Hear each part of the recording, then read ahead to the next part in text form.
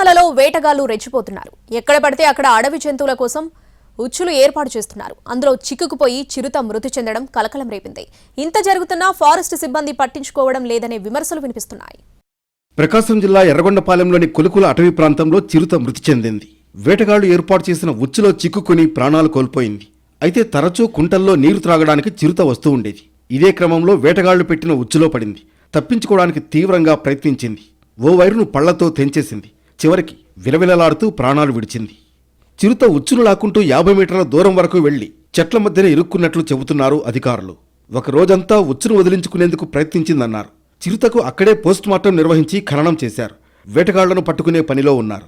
OSS ఫర్టిలిటీలో ఇక్కడ ప్రతి అడుగులో ఎక్స్పీరియన్స్ డాక్టర్స్ ఉంటారు. In the good hands of science. Mummy daddy అవ్వాలంటే ఓఎస్ఎస్ కి కాల్ చేయండి. మనకి ఇక్కడ ఒక చిరుతపులి ఉచ్చులో పడినట్లు సమాచారం అందిందండి.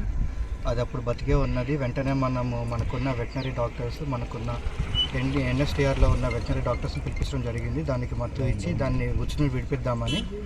అయితే అది ఎప్పుడైతే ఉచ్చులో ఉందో బాగా అది విడిపించుకోవడానికి ప్రయత్నం చేయడంలో ట్రామాటిక్ షాక్ వల్ల చనిపోవటం జరిగింది. ఆ ఉచ్చులు ఇక్కడ దగ్గరలో ఉన్న వాళ్ళు ఈ పందుల కోసం పెట్టినట్లుగా తెలుస్తున్నది. మన వైల్డ్ లైఫ్ ప్రొటెక్షన్ యాక్ట్ ప్రకారం పెద్ద నేరం అది. ఇది ఇప్పుడు ఏదైతే చేశారో దానికి 3 నుండి 7 సంవత్సరాలు జైలు శిక్ష పడే అవకాశం ఉన్నది. కాబట్టి ఎవరు కూడా దయచేసి ఇలాంటి ఉచ్చులు పెట్టడం కానీ ఇలాంటివి చేయకండి. నల్లమల అటవీ ప్రాంతం వేటగాళ్లకు నిలయంగా మారింది.